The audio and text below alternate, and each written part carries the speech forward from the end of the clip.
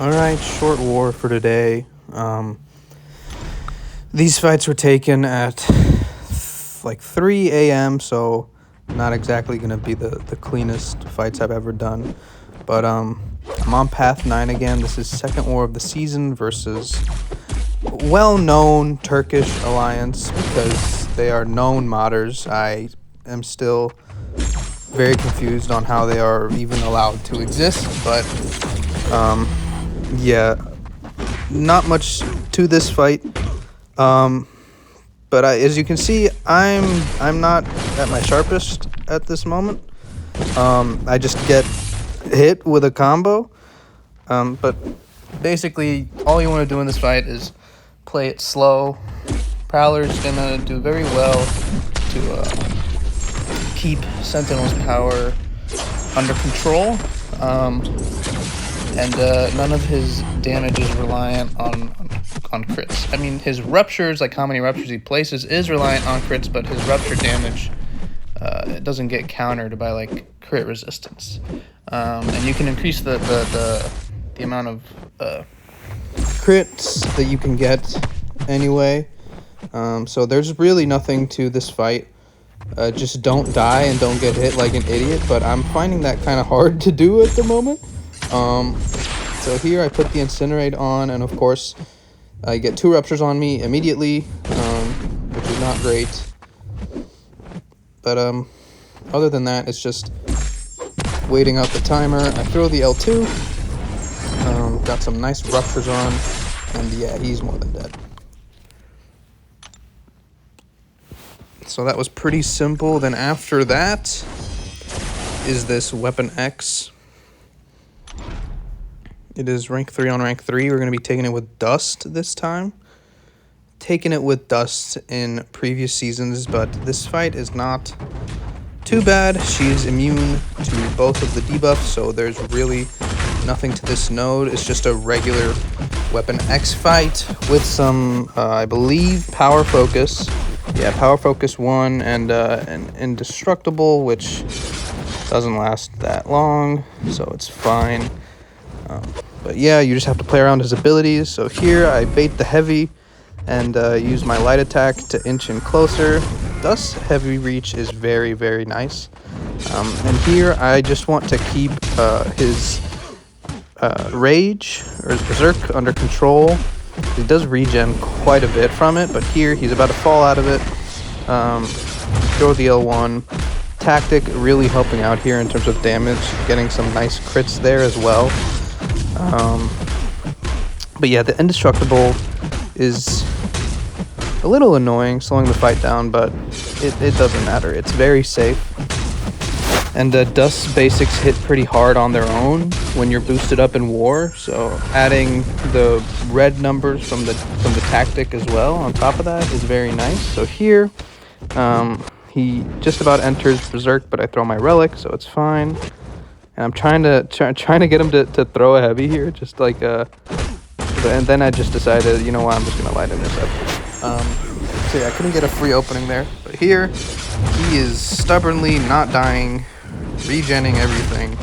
And he's about to get his Indestructible buff, so I lost a little bit of time here. But now it's gone, and once I get to my special, he will die. So now I'm in Sandstorm, and he's finally dead. So that fight took a little longer than it probably should have, but a solo is a solo.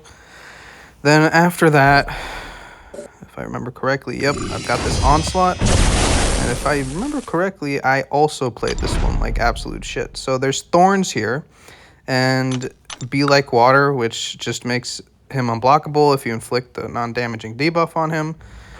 This fight is simple. The rules are don't throw anything else other than mediums. There at the start I threw 2 light attacks just to see like how bad the damage was, and now that I had seen how bad it was, I was like, okay, yeah, I'm sticking to mediums. So this fight is going to be a little slow. There, I purposefully blocked the L1 because I knew I was going to take a bunch of block damage in this fight, so I wanted the free willpower healing from the magnetism. Here, throw my L2. But either way, I'm about to throw it now. Got 3 ruptures locked in. And that did quite a nice little bit of damage. Yeah, just getting him down, baiting out another special, or at least trying to, and he doesn't want to. And there he throws it. And I don't go in for the punish. I don't know why. I was like half awake. This pro tip, don't do your war fights when you're half awake, because then you'll be really bad. But yeah, the crush was on us, so I dashed back. He mediums in my block. And his block penetration is a lot right now. That is because I am punching up, I think. This is a rank 4 onslaught. One more SP2 and he's dead. So yeah, that fight wasn't too bad. As long as you don't play too poorly, you should be fine. Then up next, I was a little scared of this fight. I'm taking it with a rank 2 Negasonic. Basically, he's gonna get debuffs on himself. When he gets enough of them, he goes unblockable, I believe. Oh, no. I believe what it is every time he purifies a debuff, he gains an energize, which is a little scary.